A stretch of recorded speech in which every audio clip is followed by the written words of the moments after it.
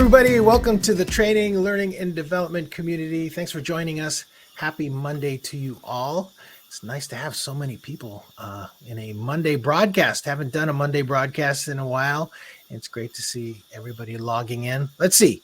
I am seeing Joe. Joe is here. Jeanette, Susan, Linnea. Let's see. Adrian, Raul, Bobby, Jessica, Brian, Lucy Bautista, Risa, Heather Schneider. I'm sure there's more. There's a lot of people in here. So Venny had posted from the Philippines in the chat. Thanks for joining. This is an important topic, inclusive design. And I'm glad to see that Rubina is really kind of taking this on. I was just talking to her in the green room about whether or not she's shifting a little bit to do this. And yeah, so Rubina is wanting to prioritize inclusive design more in her instructional design work. And I think it's actually something that I'm hoping everyone in the audience is going to do, is going to start looking at that.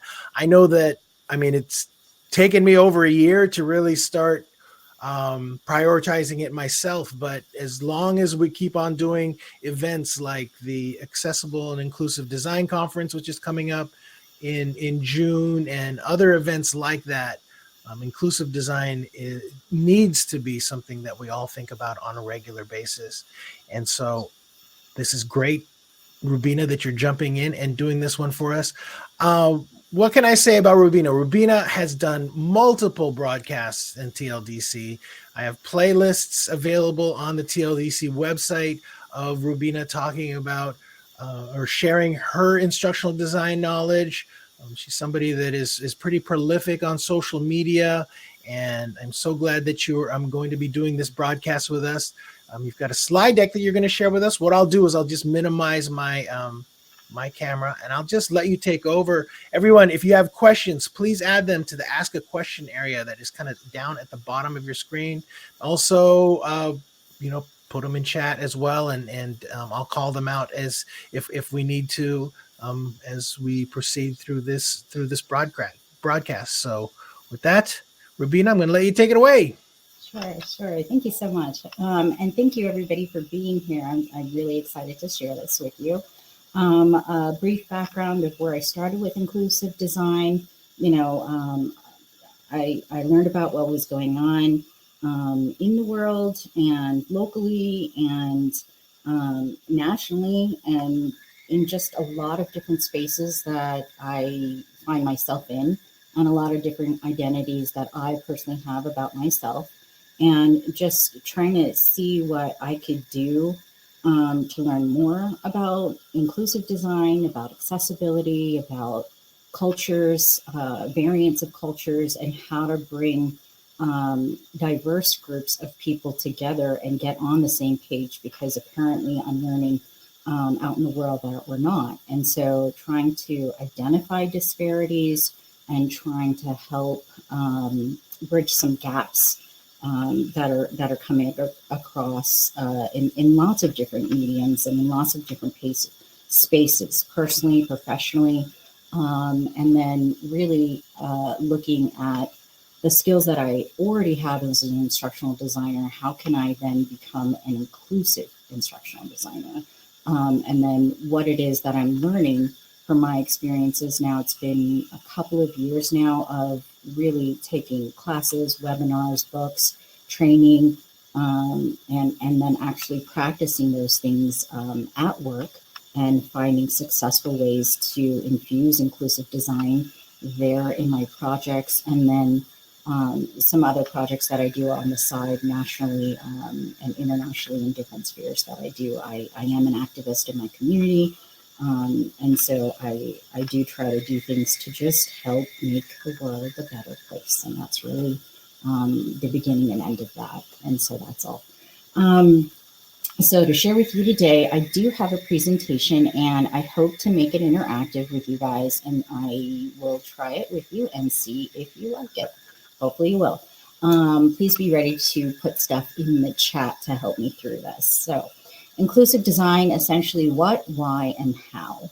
What I want to share with you are three things. Let's define some terms to get on the same page, why it's important, and then how you can start going about using different elements of inclusive design into your work and projects.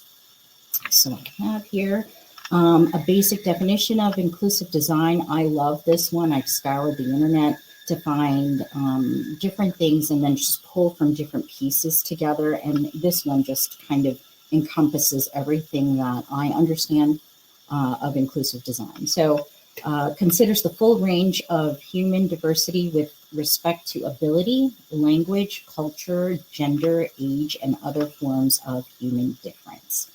I think that really just covers the gamut of everything that I would like to remind myself in terms of inclusive design. So here's an exercise for you, and I hope you are ready to put some stuff in the chat.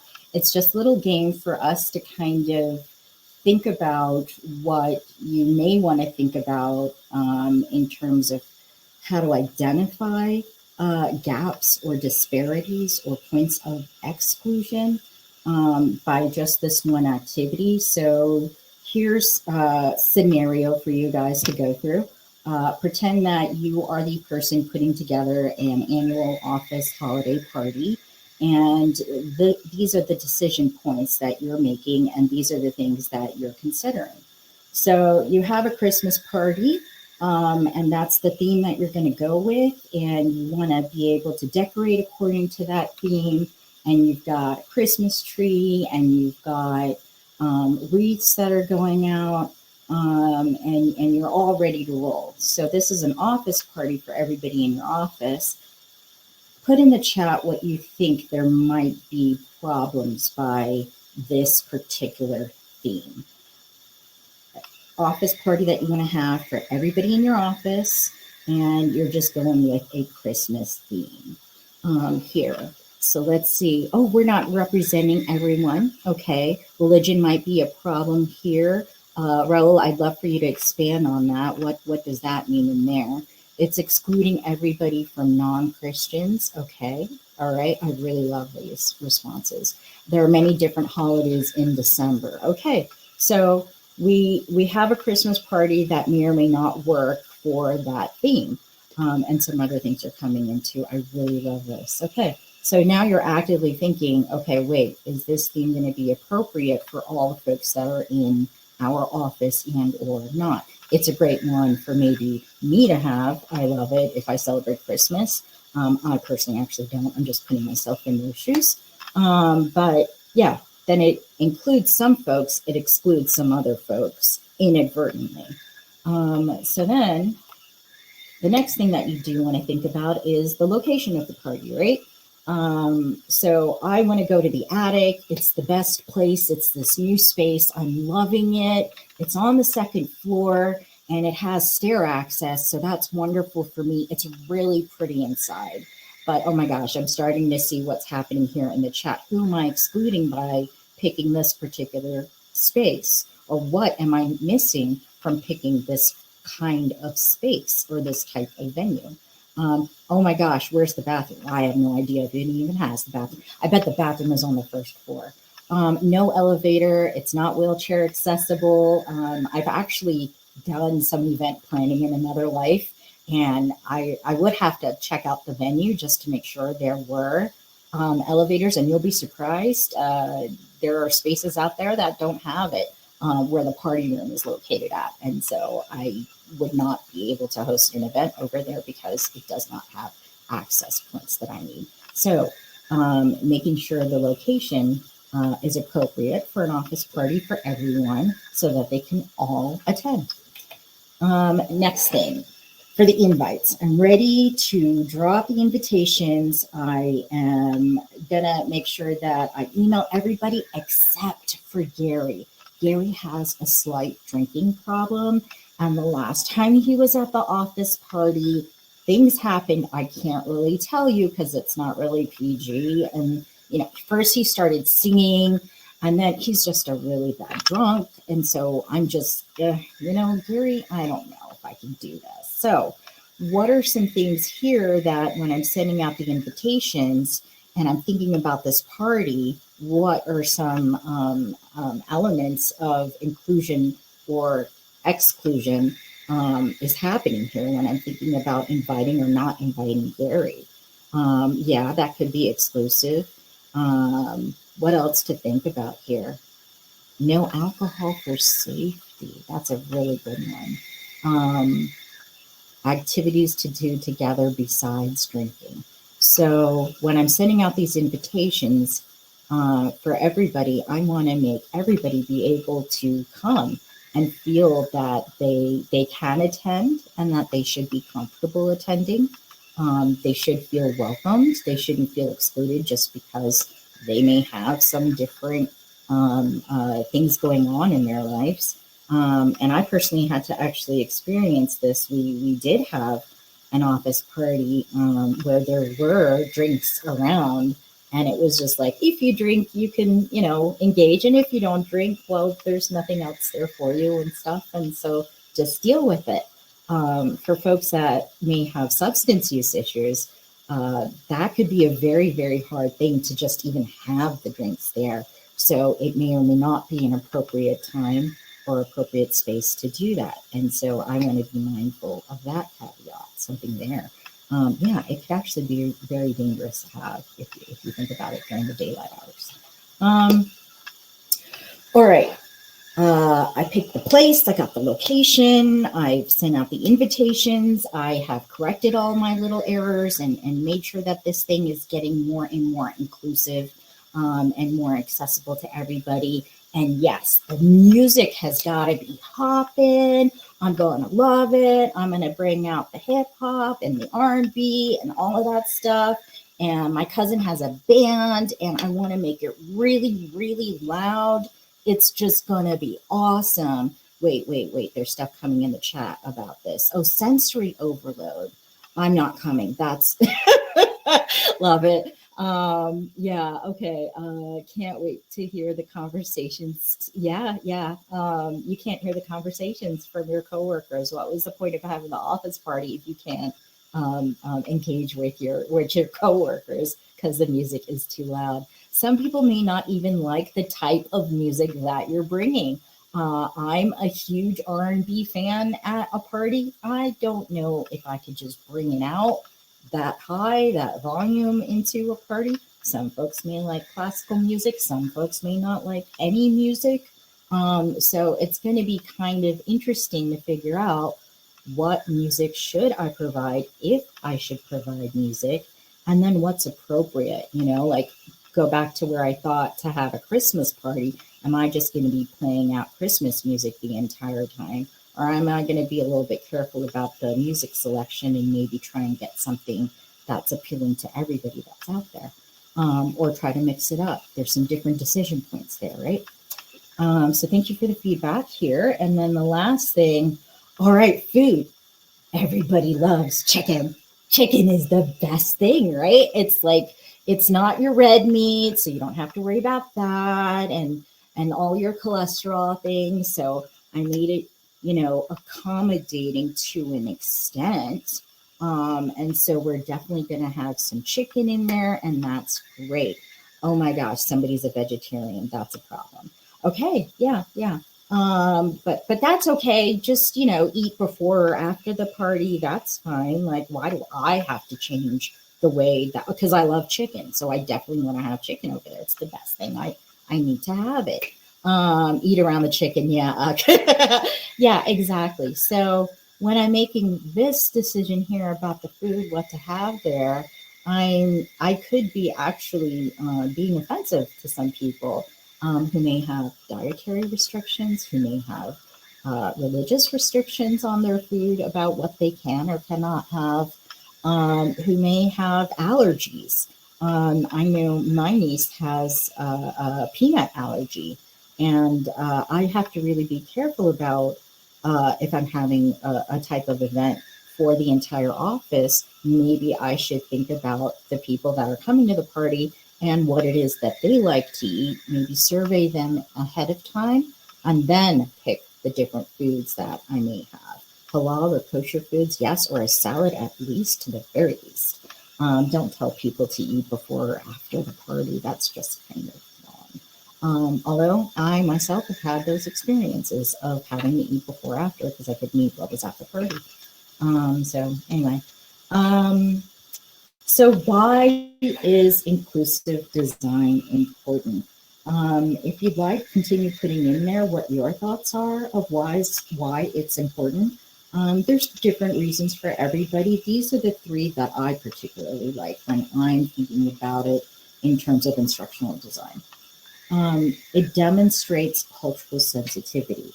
I think it's imperative and important for the instructional designer to be the voice of the learner and be there at the table on behalf of the learner in terms of knowing who the learner is, what their needs are, and being sensitive to those needs, being empathetic to those needs, and being able to respond to the learner.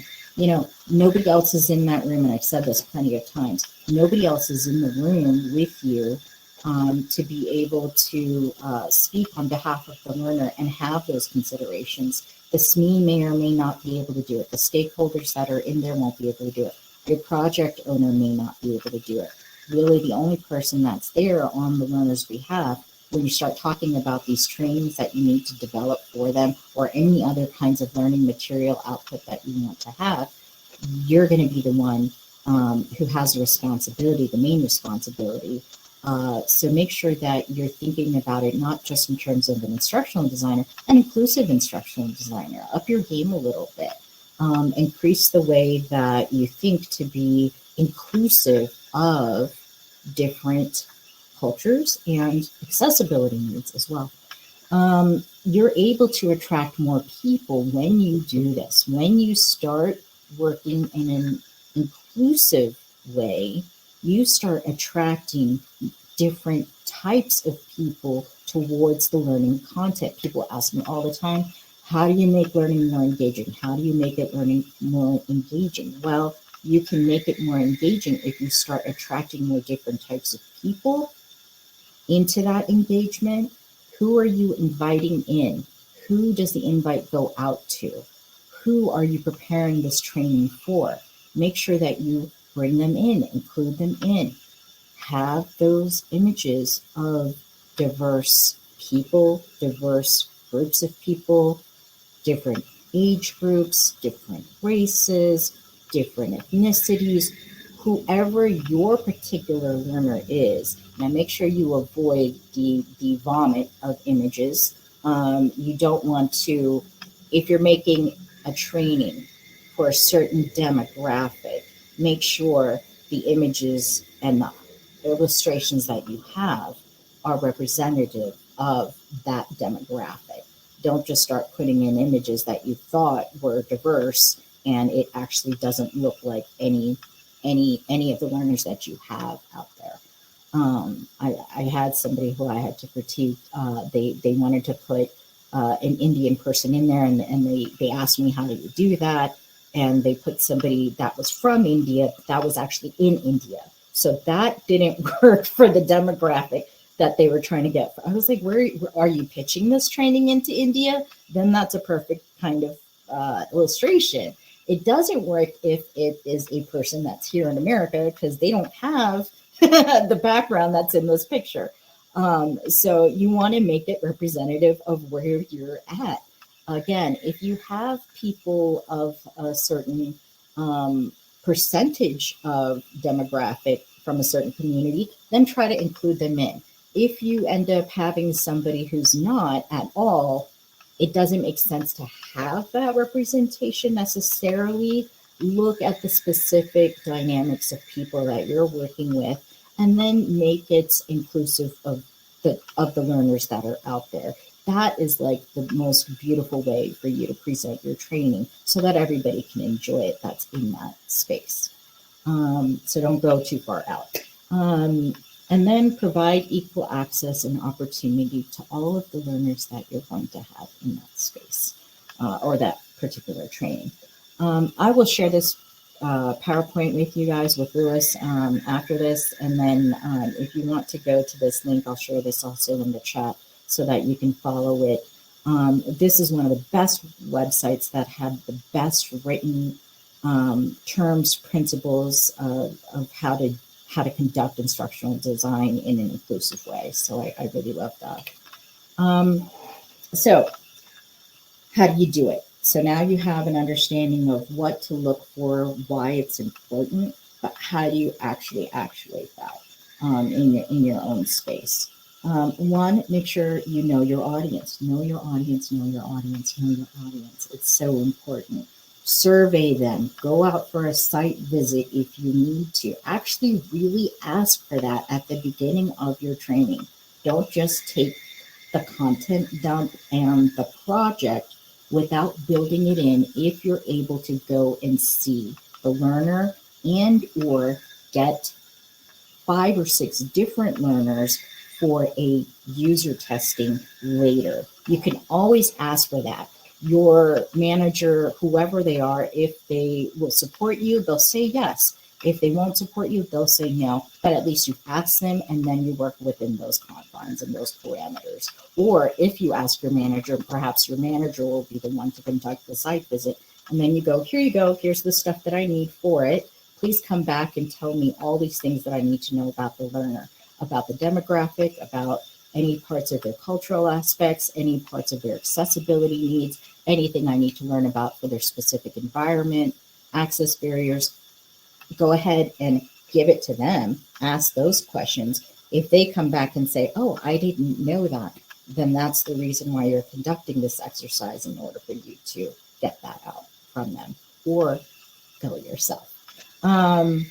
Assess the environment, figure out what is going on in the learner space that they have to operate in. It's funny how so many people make training without understanding what environment is going to happen about the learner using the training and going through the training. Where are they going to be at taking this training? For instance, I've had learners who are taking trainings on their tablets at their construction site or wherever they're at. That's just when they're going to be taking a training. So I'm not going to make this highly stylized, very interactive, really, really engaging and gaming piece if I don't have to. They need to know what to do, how to do, and when to do it. And that's really important for any training. And so I'm going to make it so that it's responsive to their needs. I may or may not have narration and volume and all of that if I know they're not going to be able to plug in and listen if they're at a construction site. They just won't have that time for it. I'm going to have it so that they can read everything, they can print out things, they can have other ways of interacting with the material that doesn't necessarily need audio if they can't have audio in their space. And so those are the considerations that you want to have and plan for it that way. Avoid bias and exclusion. So if you're going to be the instructional designer and you know for sure that you want to be inclusive and that you want to avoid bias and that you're learning a lot about all of this stuff, that's wonderful. Here's what happens. You make all those decisions and you say, yes, I'm going to go do this. And then you get a training handed to you, training materials handed to you, or some training, some supervisor is coming to say, hey, we need a training about that. Okay. They come in, you start having these discussions, and in the course of the discussions, it happens all the time. They have biases. They have assumptions about the learner, about what's important to the learner. SMEs will always have that thing where they say everything is important, all this content and all this material is important. And you as the instructional designer know full well on it's a content overload, it'll be a sensory overload. You're going to have to make some decisions about what goes in the presentation of your training versus what gets backlogged in another way. Put into links, resource links, after the training, pre-training, post-assessment, some other way of disseminating information or just checking it out altogether. You want to make sure that you're also checking off for biases and accounting for biases that your SMEs may have, that your stakeholders may have. Don't just let them come to you and say, oh, well, the learner's like this. Don't let them come to you and say, oh, well, this content is absolutely important. Is it? Show me a metric, show me a performance, show me some objective that we're going to cover by doing all of this. And if those things are not well defined or unclear, or perhaps you find out is full of bias, then start working to negate those things, take those things out, unravel that bias, and move away from it.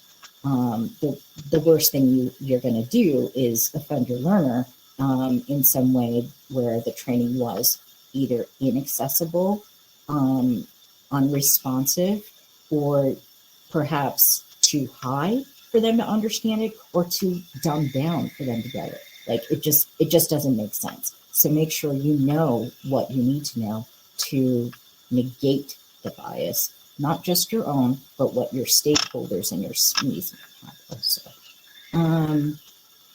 Promote welcome and belonging. How do you do that in a training where you're not there, you're not physically there? Language, tone, and messaging. Is the language clear enough? Is it appropriate? Does it say what you need to say in a polite way? You'll be surprised how much content you can get that can be condescending. You'll be surprised the types of content that you're given that's quite negative, or is full of, here are the don'ts that you're supposed to do or in your job. Don't do this, don't do this, don't do this, don't do this. Well, then what can I do? What am I supposed to do? And then what? And then why are you going to think that I'm this kind of employee when I never even thought I was that kind of employee? So be careful about the language that you use, the presentation of that language that you use, and you get to make all of those decisions. Those decisions should definitely be in your hand, in your pocket, in your wheelhouse, whatever it is, away from the SMEs, away from the stakeholders. They should not be touching these elements of your design.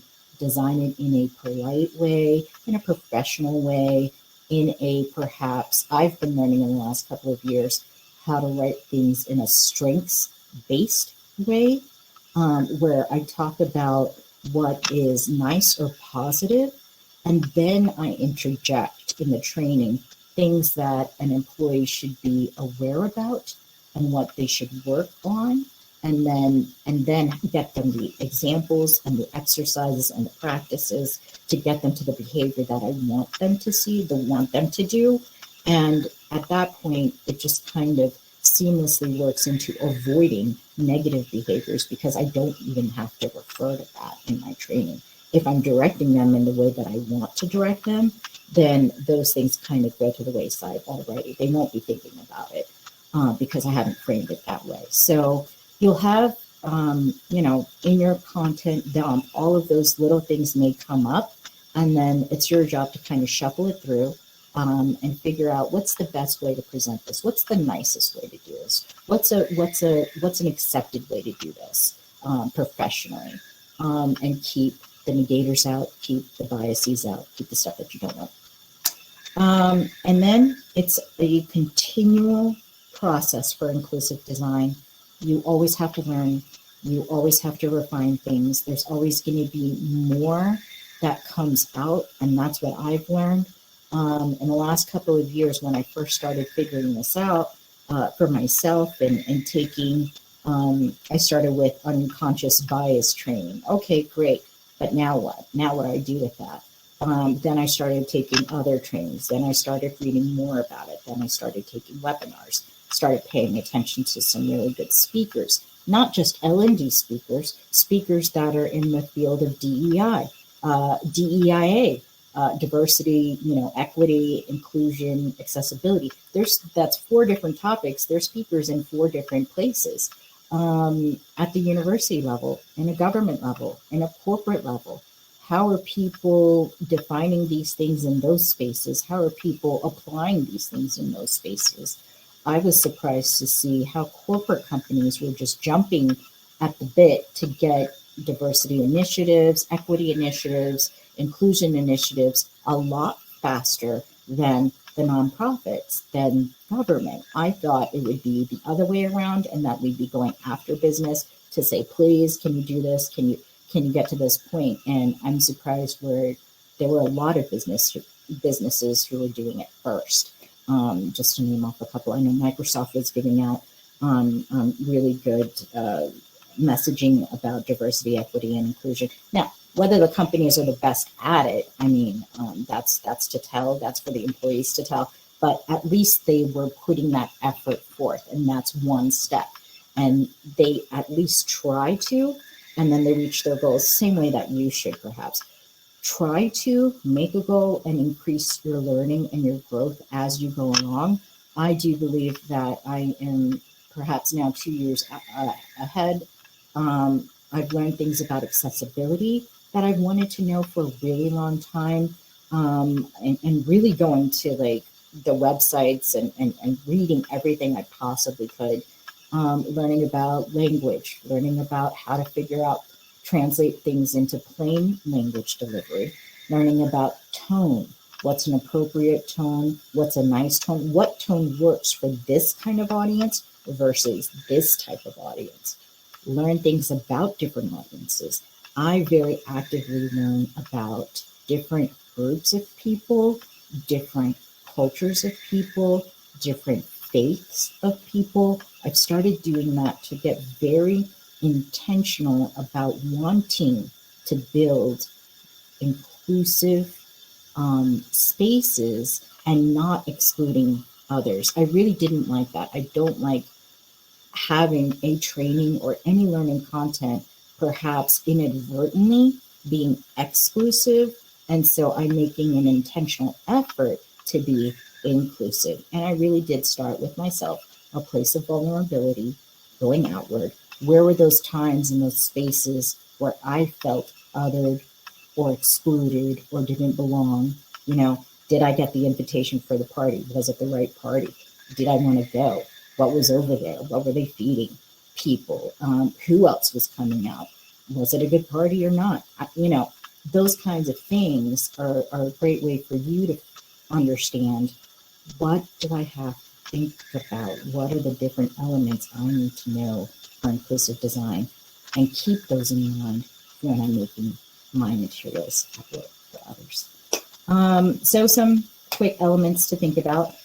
Language, I've said, tone, messaging, bias and stereotypes, keep those in mind, not just yours, but your SMEs, your project owners, anybody else who's touching your projects and content.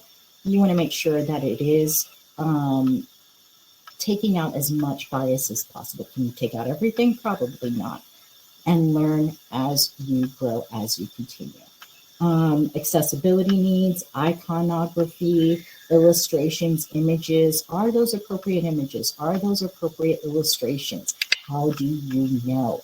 Get user testing from the learners to figure that out. Get feedback cycles from the learners that are receiving your training prior to doing a full launch. Perhaps try beta testing or a soft launch with just a few people. Get that feedback and then fix your training. I've had people in my office now, because they've heard that I've learned about all of these different skill sets. They come to me with their content materials in training or not. It perhaps is an infographic, perhaps it's some educational materials, perhaps it's a curriculum, different things that come across my plate now. Rubina, can you just get your eyes on this and tell us if it's inclusive and or exclusive? And then I'm like, okay, all right. And then I look back at the different elements that I need to remind myself of, and then look at their materials, and then do the best that I possibly can to tweak some things out, to see from my own lived experience and my professional learning how I can make this delivery of content better, more impactful, more inviting, welcoming, and giving somebody a sense of they belong in this space of either learning, training, receiving materials. They belong there. They are recognized there. They're represented there. All of these things really enhance the experience that you're going to have for everybody. A quote that I'd like to leave you with: diversity is like being invited to a party, Inclusion is like being asked to dance, and belonging is dancing like no one is watching. Gregory Lewis. So I hope that this presentation was good for you, and I hope everything I presented to you was good for you. But if you end up having any questions, comments, and/or complaints, please email me, and we can follow up later, and we can talk about anything more specifically or more discreetly if you are in a particular kind of space or with a certain type of audience. Let me know what you need. All right, thanks, Rubina. That was great. Timing's great too. I know there's just so much to think about when it comes to inclusive design, and I do want to mention I actually haven't released this yet. Hopefully, I'm not releasing it too early. But on June 23rd and 24th, we are doing the Accessible and Inclusive Design Conference that Kayleen Holt from Scissortail Creative Services is helping build that one out. We're getting speakers lined up, all of that, but I do have an instance if you wanted to register. I'm going to post it there, a link. It's free. There's a free ticket, and then there's kind of like a donation ticket that helps because, you know, we've got to buy captions and different things to help with the event. But feel free to register for that one. It's going to be 2 days. It's going to be a lot of information. Last year's event, I should have, for those of you that haven't seen it on the TLDC website, we do have the recordings available for last year, which I made for free because it's obviously information that I feel like everyone should be able to have access to because it was such a wonderful event. Let me post that in there too. If any of you have time and you just want to, check out the recordings from last year, absolutely fantastic. I mean, Sherry Bernhaber and, Gwen, Susie Miller, everybody that spoke at that event last year were amazing. And it's a great place to learn a whole bunch. And I think that inclusive design is just more important than ever. And we have the ability to make a change in this world by just expending a little bit of effort to include more people in what we do. And, so kudos to you, Rubina, for helping lead the charge on this. I'm so happy that you're moving in that direction, and hopefully everybody in the audience is going to do the same. So with that, I'll go ahead and wrap up. Thanks, everyone. Register for that event. It's free, the AIDC 22. And then also this week on Wednesday, talking to Dr. Parker A. Grant from ID Lance. We're doing a showcase with him just to talk about his L&D journey. And if you don't know about TLD Chat, our Slack group, just go to tldchat.us. You can sign up there. We have like little conversations on Slack in that group. And with that, I'm going to close everything out. Thanks again, Rubina. So great that you did this one. Pleasure. Thank you. Thank you so much. Okay, bye, everybody.